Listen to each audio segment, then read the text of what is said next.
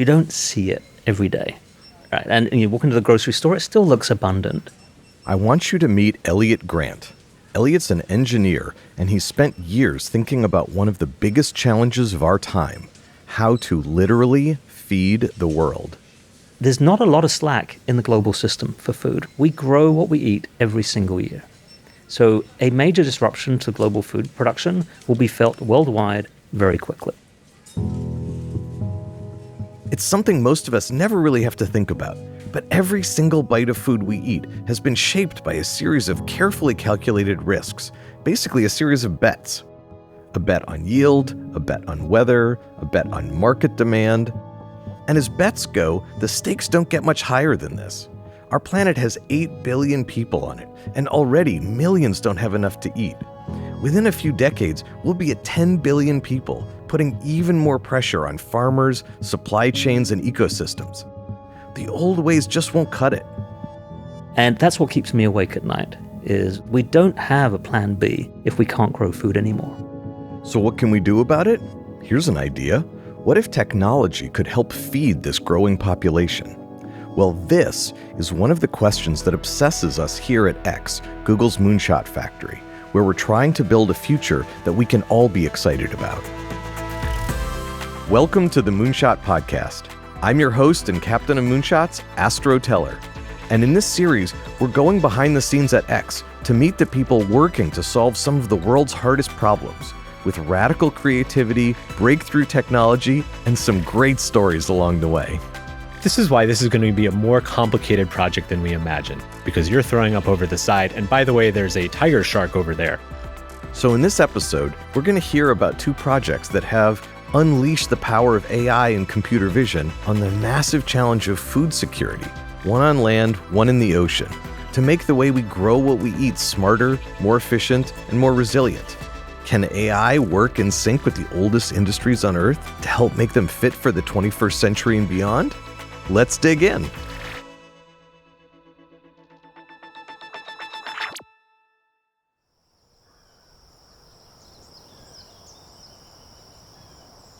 It's the summer of 1859, in what's now the southern Czech Republic. And the sun is setting behind an imposing church. In the garden of St. Thomas's Abbey, a friar is bending down low, carefully examining his vegetable beds. It's a pea crop, his pride and joy. In fact, it's his obsession. Over the course of 8 years, he'll grow over 10,000 pea plants. Because Gregor Mendel's not just growing peas to feed his fellow brothers, he's observing each plant closely. Which plants are the tallest? What color are the flowers? And what happens when you breed them together? What Mendel wants to find out is how to grow better pea crops and how those characteristics are passed on. Let's call it Mendel's moonshot, if you will. He won't be successful right away. In fact, he'll be ridiculed, ignored, for some 30 years. But that friar, he's now considered the father of modern genetics. Hold that thought, that image in your head of the scholarly abbot bending over his peas. And let's get back to Elliot Grant and his sleepless nights over the fragility of the global food system. Elliot's an engineer and an entrepreneur, now at the University of Cambridge. But back in 2017, he was working away on other projects when I got a mysterious phone call from an Xer called Julian Green, who said, we're doing a project in agriculture and we'd be interested in talking to you. And I said to Jules, great, what's the project? He said, I can't tell you, it's a secret. So I said, that sounds amazing, sign me up. That secret project turned out to be aimed at perhaps the biggest problem there is when it comes to agriculture technology. One that hard-working farmers around the world are tackling every day. How to reliably feed the growing global population. So in many ways, agriculture is part of the solution, and we have to change the way we do it to produce enough food to feed currently 8 billion people, but anticipating 10 billion people in the next 20 to 30 years.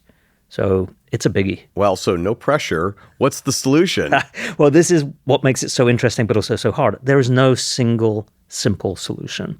It's so tempting to think there's going to be a silver bullet where we just need to grow more corn or, crop rotation. No individual thing is going to solve this problem. It's a systemic problem. And you don't solve systemic problems without working very closely with industry. One problem in agriculture is you can't solve it from inside an office building. And in many ways, I think this is what attracted me to come to X. And within the Google ecosystem, we can tackle systemic problems. I think you've got to tackle many of the different pieces at once. How do we breed more efficiently, more quickly? How do we produce crops more effectively and productively? How do we help farmers? We have to do all of these things. And what I was looking for was, is there a common denominator across all those things that we can tackle? Can we start to invest in one foundational kind of technology that will unlock all these other problems? And what did you find? What do you think that would be? Or what did it, at least at the time, seem like it was? And I actually think we were right about this. I mean, we could see back in 2017 that AI was coming, and it had these transformational powers, like being able to see plants and interpret them. But what was clear was there wasn't enough data being captured with enough diversity and enough quality to feed those AI models. Right. Data. The sheer availability of enough information gathered widely enough to actually make a difference to an industry. And that's where Mineral, the Moonshot project you were leading, came in. So what was Mineral trying to do? We correctly anticipated that data would, in agriculture, be the limiting factor. So we set out to build machines and systems that could collect more data more efficiently at greater scale. How did that go? Take us through a little bit of the evolution. There's no doubt we learned a lot, which is a euphemism for saying we tried a lot of things that didn't work, but we learned from them. So we first set out to tackle the problem of crop genetics, which in many ways is the foundational challenge of agriculture. Can I breed a crop to exhibit certain yield or protein or other benefits in a given environment? That was the problem we set out to solve. And currently, even today, so in 2025, crop breeding is still done the way that Gregor Mendel did it 150 years ago. It's very manual, it's very intuitive. Remember the pea-loving friar who first figured out how the characteristics of an individual plant could be inherited? Essentially, how to breed a stronger or more productive crop. So we said, could we build a machine that could basically accelerate that? A machine that could extract all these traits, meaning how tall is the crop, how big are the leaves, how green are they, how many seeds. There might be 20 traits a breeder cares about.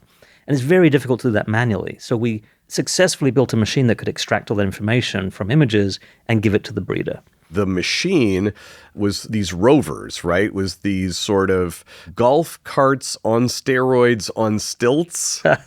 Yeah, I mean, golf cart on stilts. We did actually build golf carts for a while. They didn't work very well. Yeah, they were a unique form factor on the farm to do something that's never been done before, which is to look at every single plant and figure out what's going on for that plant. And bear in mind, there are millions of plants in a single field. So the scale and speed we were doing it at had never been tried before. The first thing Elliot did was to send his engineers to a strawberry field to collaborate with farmers and get their boots muddy. Many kinds of agriculture are seasonal, they're annual. You get one experiment a year. And the philosophy of X, and I think this is a really powerful one, is rapid iteration. You've got to keep experimenting all the time. Well, what if you only get one experiment in 12 months? You're just gated by that. And that's corn and soy and wheat and so on, and trees are even worse. So we said we need to find a place where we can rapidly iterate, but do it in agriculture. And here we are in California, and we're only 30 miles away from Watsonville, the world's leading strawberry producing area. So we quickly went out and met friends in strawberries and said, can we experiment in strawberries? Because what's unique about strawberries as a specialty crop, they grow pretty much continuously throughout the year. From about March to November, you can be doing experiments in a strawberry field. So every 2 weeks, we were out in our strawberry field with a new iteration of the rover or a new kind of software, learning and failing and coming back and doing it again. Tell us a little bit about the first time you went out in a strawberry field. Did you have a big, expensive, polished machine? Unfortunately, the Ag Rover shop was not available when we set out to do this. So we bought 2 bicycles, lashed them together with some scaffolding, half a dozen Pixel phones, and off we went. And we were literally pushing and shoving this thing through the field just to prove and rapidly whether or not it was possible. Could we take pictures of plants and then extract information from it. I can't imagine a hackier start, but it got us going really quickly. And then that thing evolved. First, we put motors on it, and then we iterated it. And by the 7th generation, it was this robot that you see. I'm really proud of how janky it was at the beginning. It was just barely good enough to get you the learnings you needed to justify going and doing the next thing. Exactly. We have this philosophy here at X that we apply to very early prototypes. We call it V0.crap. In other words, what's the simplest, fastest, jankiest version you can make of something in order to get 1 or 2 pieces of information about whether you're on the right track or not? And the best place to see that in action is at the heart of our lab, in the design kitchen. We have ideas constantly, and we're constantly kicking off projects and prototyping things and building things and learning everything from large flying devices to robots to novel biological materials, wearable devices for sensing things on people. Virtually every project at X has been formed in here in some way or another. And this hive of activity is led by my colleague, Joe Sargent. I have the best job at X. I used to not admit that, but I can't really. I'm always smiling, and yeah, it's the best job in the world. So one of Mineral's key ideas was that artificial intelligence could accelerate the ancient art of crop breeding, using computer vision to do what Gregor Mendel had been doing, studying the observable characteristics of plants, which is called phenotyping. To do this, the first step was to build a huge data set of images of crops of all different kinds. Those 2 bicycles strapped together with pixel phones was just the start. This robot has a 90 kg payload. We attached like a 2 kg camera onto the end of it. And we went down the street and we bought about 1,000 bok choy seedlings. And we imaged them through their life cycle. And this is one of the places that Project Mineral began. And the team would bring in a plant, and the robot would move the camera all around the plant so we get a 360 view of the seedling as it went through its full growth. And that was where Mineral started building this data set. That's the synthetic data set, vital for the model they were making. But none of it matters if they don't then get out into the real world. So we said, okay, what if we built a easier to move around in the field system to get a better data set in the field? It was 4 motors off of a wheelchair.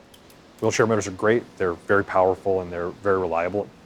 And we built a frame in like a day and put some cameras on and took them out in the field. That all started working. Very fast, very cheap, scrappy, learning. But in the real world, fields of crops come in all different shapes and sizes. Think how tall a rover is going to have to be, not only to get through a cornfield, but to get up over grown corn. So they had to test more rovers, big ones, small ones, oddly shaped ones. Prototyping is all about options, because we don't know what we don't know. And then you slowly hone in on what matters. And that's when you get to a product. The next prototype that Mineral built was a robot nicknamed Truckee. It's about the size of a golf cart, on stilts, on wheels. So there's a ton of cameras on a big mast with a ton of lights and a real low profile, high power chassis. And this thing just drives up and down the roads and it gets amazing data collection. And it is ultra high resolution. You're seeing the whole plant and you can see it over its life cycle. That then went very well and the data started working. So we said, okay, how do we get even more data? So we started working on what became our production phenotyping system. It's amazing, full autonomous, adjustable system with incredible sensor package on it. Mineral's final rover was able to take ultra-high-resolution images at every angle of every plant at high speed. But the thing is, building these image databases is only part of the challenge for supercharging crop breeding. Elliot and the team at Mineral also had to think about how to speed up the breeding in of characteristics farmers wanted. And to start, they headed to the bank. No, not that bank. One of the projects I was most excited about was the work we were doing in Africa with the seed banks. Because by understanding what they have in the bank, you can understand what invaluable qualities are lying dormant that could be harnessed to make plants better able to survive. So there are dozens of seed banks around the world that are nonprofits that are there to protect the world's heritage of seed genetics. And they're the most amazing places you've ever seen. You walk in, and it's like something out of Raiders of the Lost Ark. There's rack upon rack of crops been collected over hundreds of years. And the challenge was these crops weren't actively being researched because it was too labor intensive. So the first initiative we did was to take our robots to the seed banks and start to characterize their collections. In a windswept field in the foothills of Mount Meru in northern Tanzania, Elafora is one of the farmers on the front line of keeping her community fed. Mabadiliko ya tabia ya nchi yanatusumbua kwa kweli. Unreliable weather has been a problem for us. You can plant and not harvest much. Recently, the rain have been irregular, which is quite different from the past. We used to get a lot of rain. We are worried. Before, I used to get so much food, a sack of maize or beans. Nowadays, I cannot even fill the bucket. For David Werenya, this is the reason he goes to work in the morning. I'm personally based out of our offices in Tanzania, and a lot of the work that we do in that part of Africa is focusing on common beans. This would be like black beans, pinto beans that we'd have here in the United States, red kidney beans. In sub-Saharan Africa, specifically in East Africa, this is providing something like 90% of all the human proteins that's required for most of the population, so something like 50 to 100 million people. So it's a very, very important commodity. On top of that, beans, they're part of this really wonderful family of plants called legumes, and they have this symbiosis relationship with these bacteria that live in the soil, and they can take nitrogen from the atmosphere and they put it into the plants, which then puts it into proteins, which then puts it into food that people eat and also animals eat. And this process is one of the most important biological processes in the world. Not only does it give us protein in food, but it also provides fertility and nitrogen to the soil to feed the animals and microbes, and also, sequester some nitrogen and carbon in there as well. David's a research scientist at the International Center for Tropical Agriculture, which is part of a global food security initiative called CGIAR. We have offices and gene banks, and we house basically the world's supply of genetic diversity for maybe crops that feed 70% of calories into humanity. And the famous one would be the Doomsday Vault that's housed up in the Arctic Circle in Norway, where it's the backup vault to all of our other vaults that we have around the world. And they house the history of 10,000 years of civilization. So they're really cool places. Well, thanks for doing that. Yeah, it's my pleasure. David works with smallholder farmers, those of less than 2 hectares, who make up the majority of the world's growers. But they're also the poorest. One of his missions is to help breed crops that will cope better with harsher conditions like drought. Breeding is a very long process. Historically, it takes about 10 years to develop a new variety of bean, for instance. So 10-year cycle isn't viable anymore. We have to reduce the number of years it takes to develop a new variety. If we look at breeding traditionally, right, you go to the field, you send somebody who's really well trained, just with their eyes and a pen and paper, and they're making notes down. We're going to be looking at sort of how fast the beans germinate out of the ground and emerge, how big the plants are, how green the plants are, how many flowers each plant is producing, how many of those flowers are then transitioning into pods. They have to do that for thousands of breeding plots. And each breeding plot is taking 3 to 5 minutes. And at the beginning of the day, it's cool, your eyes are fresh, it's probably fine. Midday, if you're in one of our stations in northern Nigeria, it's going to be 102 degrees, 105 degrees. You're going to be sweating. It's hot. It's dusty. So you just want to get out of there as fast as you can. And it's really time-consuming and difficult. So you normally get maybe 1 or 2 data points per season of how the plants are performing. The traditional breeding process is laborious and full of human error. David started working with the mineral team and its rovers to see if they could turbocharge the process. With the rovers, you could image the plants on a higher cadence because you're not having to worry about people getting tired or getting too hot. So we're able to go 2 times a week to the field. And we're now, instead of getting really discrete points across the whole growing season, we can get actually continuous data where we get a curve. And when I was showing this data to the breeders, they said, we've never even seen this data before because we could never get it. So this was not just better data, but it was actually data that we never had even seen before.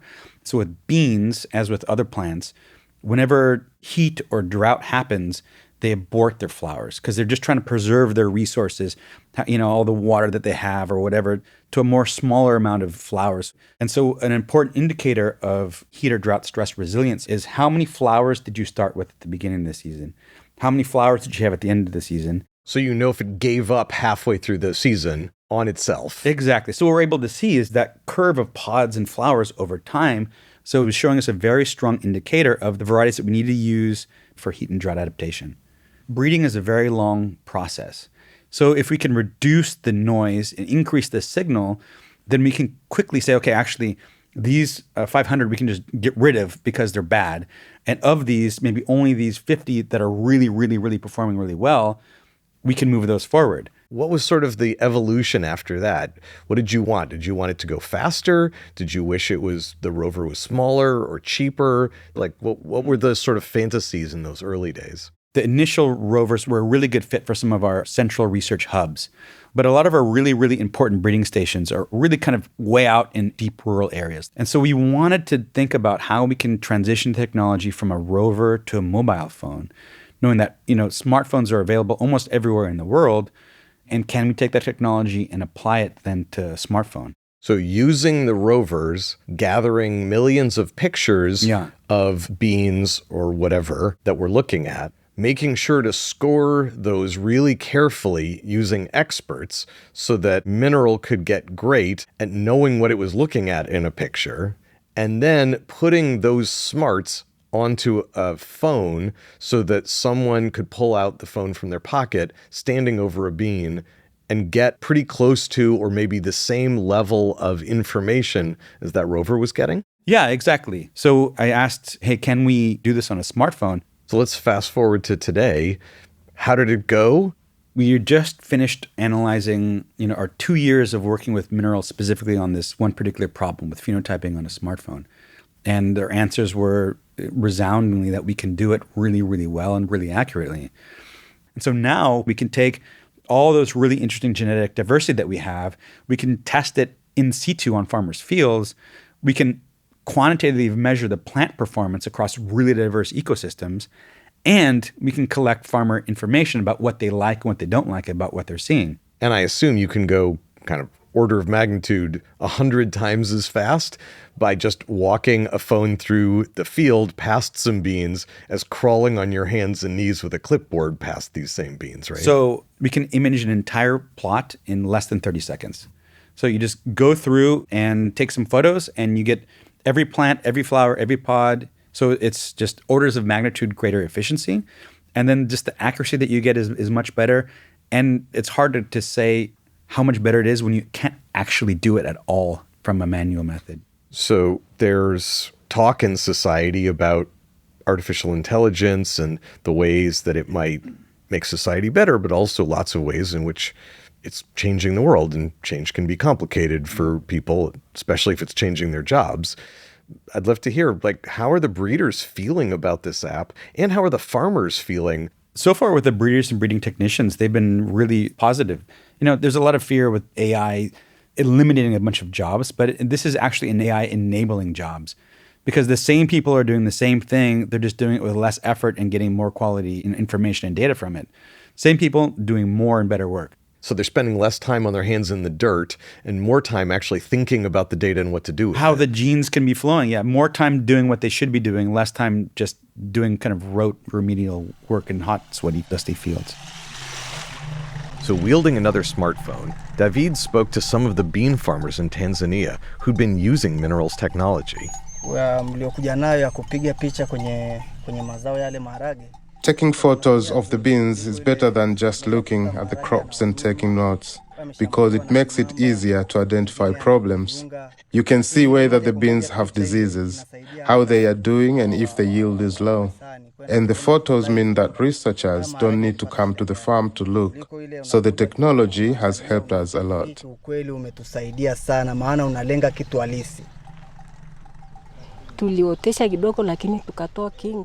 I was so impressed with the data collection. and monitoring because I got better yields than another farm where I planted the same seed, and that is because of the data collection and the advice we got.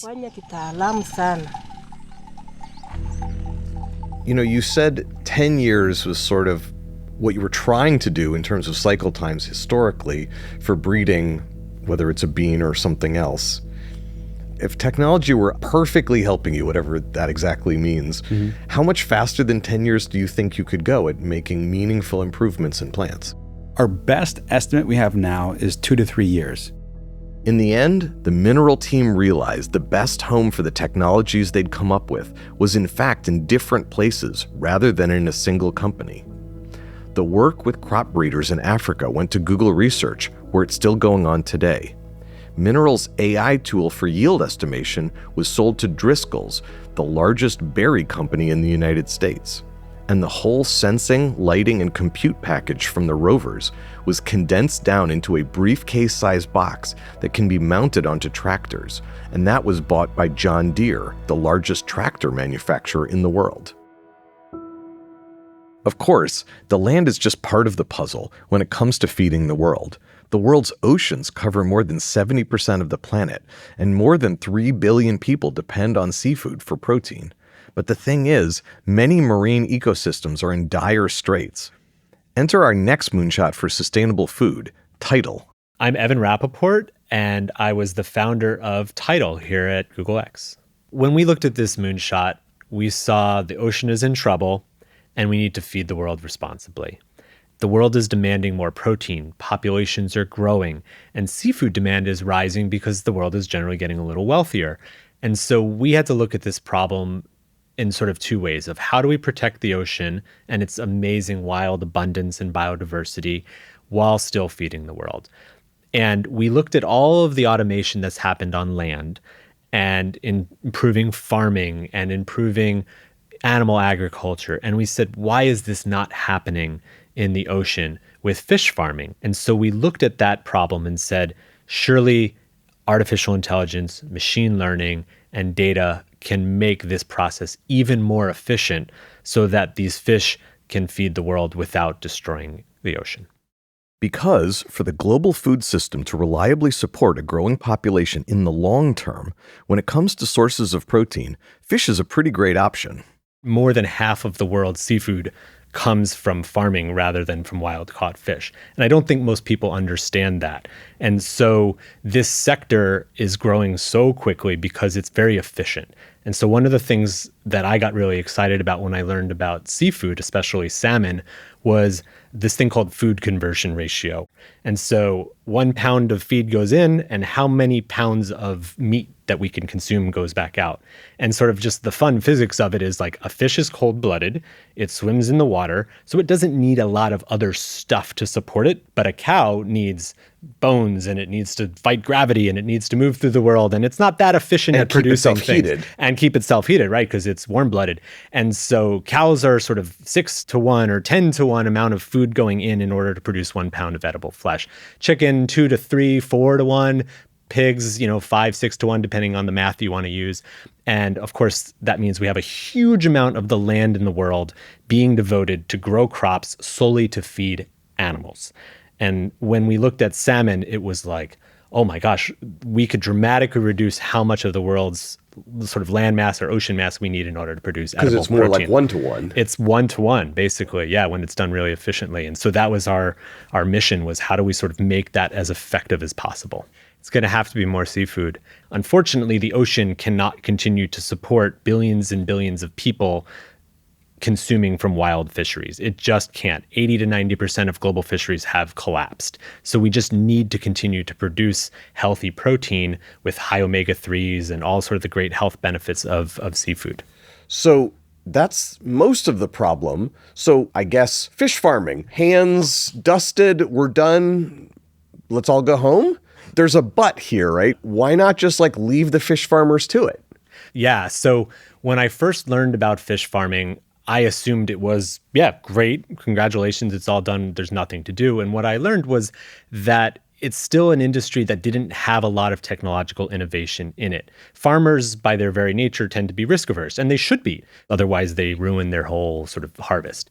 And with that, there are a set of pretty tough problems a lot of the industry faces, like maintaining the health of the fish and impact on surrounding ecosystems where you're feeding and housing a huge population in a concentrated area.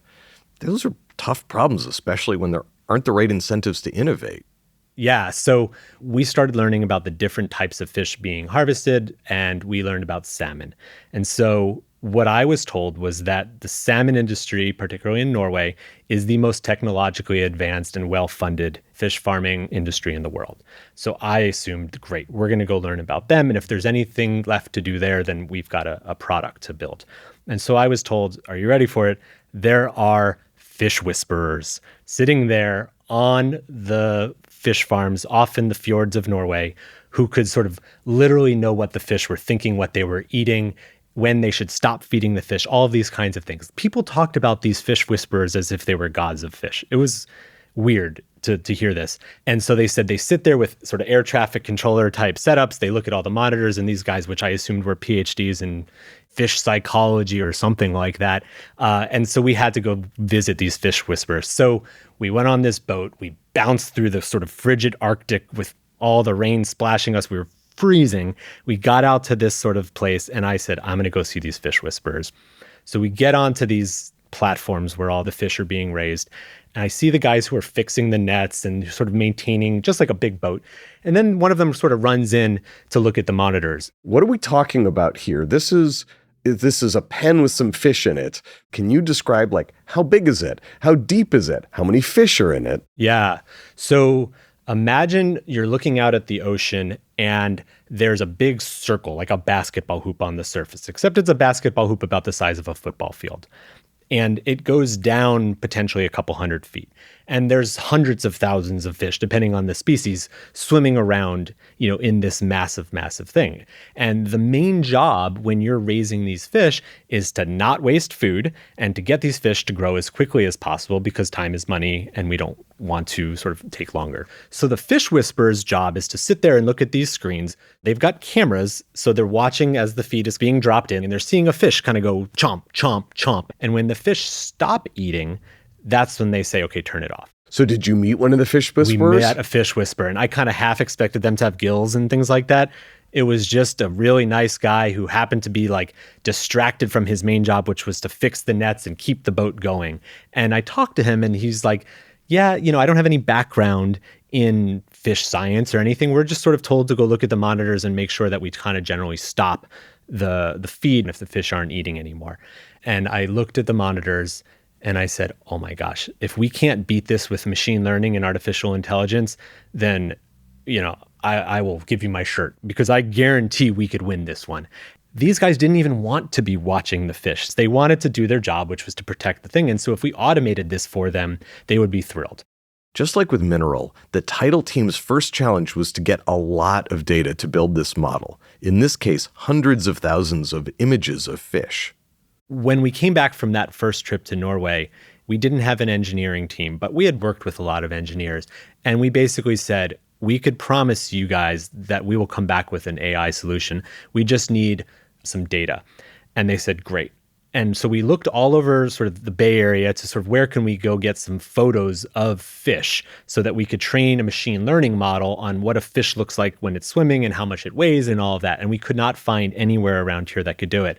So my team got very stressed. They said, hey, if we're going to help you part-time as engineers to build these models, you got to get us some data. So I came up with the idea of buying a koi pond. And so I asked the head of facilities, hey, can I get like a lab to put in a large koi pond? And he kind of laughed at me, but I think he was used to those weird requests. And he said, there's a lab, it's such and such room. I'm going to walk this way and I don't want to hear about this ever again. That little koi pond actually ended up giving us all of the data that we needed to build our first machine learning model that would allow us to look at some of the salmon. The koi pond was actually in a kiddie pool, and it was just the start. The Tidal team used all sorts of methods to build its fishy data set. And yep, that means back to Joe Sargent and his team in the design kitchen. So we partnered with the largest salmon producer in the world. They have salmon. I don't want to have salmon. But before we ship the prototype to the fjords of Norway to go test, we needed to have a little sanity check that this thing is actually like When it sees a fish, it'll think it's seeing a fish. And instead of going and buying a salmon and carrying it in front of the camera, which would be gross, we overnighted some toy fish and then, of course, put googly eyes on them. We literally put them on sticks and we puppeted them in front of the camera like lunatics. But then when we got out in the field with the prototype, it worked incredibly well, but we still realized we needed to augment that data set. We built what is called the fish treadmill, which is an infinite trough with kind of a window in it that we can put our camera onto. And then we grab an individual real salmon out of the ocean and the fjords and we put it in that trough. So it just runs around in a loop, kind of like a treadmill, but for a fish. And we can take a lot of images of that single individualized salmon with perfect lighting and really good conditions. So that was how we really augmented the real world data set. Have you ever surfed on like a 10-foot wave in a boat? No, I've surfed, but not on a 10-foot wave. So I want you to imagine you're on a small boat in 10-foot seas. Now imagine you're doing that to go get data for training an artificial intelligence model. It's so different than crawling the internet to get data. And so when I took some of our engineers out to go do this, one of them, within a few minutes, who had been very confident that this would be an easy project, was throwing up over the side. And I said, this is why this is going to be a more complicated project than we imagine, because we might not be able to get much data today because you're throwing up over the side. And by the way, there's a tiger shark over there. And so we probably can't put cameras in the water today. One of my happiest moments in the early stages of working on Tidal, we had just come back from Norway. We had thousands and thousands of photos of fish. And our engineering team, led by Barnaby James, said, okay, we need to train a model to understand how much these fish weigh and then look at the videos and understand what the fish are eating. And our main sort of target goal was, can we weigh these fish very accurately? And so we actually... Just by looking at it, just using a stereo camera. So, two cameras looking at it. So you got the 3 dimensions. Can we take these stereo images and predict how much that fish would weigh? And so you train machine learning models by taking those photos, weighing the actual fish, and then training it. And so I spent dozens and dozens of hours clicking on pictures of fish and saying, this is the top dorsal fin, this is the nose, this is the tail. And we trained a model, a machine learning model, to know what a fish was. Google at this point had not taken a lot of photos of fish. If you think about the Google business model, not so related to fish. So we were actually able to use this thing called PoseNet, which looks at how people move in the world and apply that model using sort of transfer learning to fish. And so my happiest moment was Barnaby came to me and said, we are within 1 or 2% accuracy on the weight of the fish just from photos. Talk a little bit about how automation, while it can help the farmers to be more efficient, can also actually start to resolve some of the concerns historically that people have had with aquaculture. Yeah. So let's assume for a second that you don't care about food security and you're only focused on ocean conservation, as I hope we all care about ocean conservation. So the feed that we feed to fish in aquaculture all comes primarily from the wild ocean. You catch these little fish with big trawling nets that go across and suck up all this fish, grind it into pellets, and then if they don't eat all of those pellets, it's wasted. It goes to the bottom of the ocean, it pollutes the environment, and it wastes money for you. And we really don't want to pollute the ocean. And so this system actually helps you detect, are we wasting food? And let's cut off the feed before we do. And so what we're doing by building technologies that reduce the amount of food necessary for the fish is we're sort of reducing how much wild catch has to come in.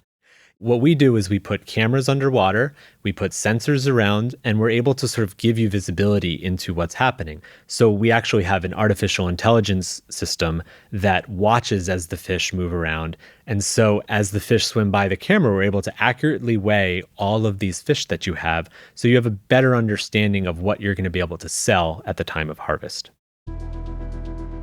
Tidal has now graduated from X, leaving our building and becoming an independent business.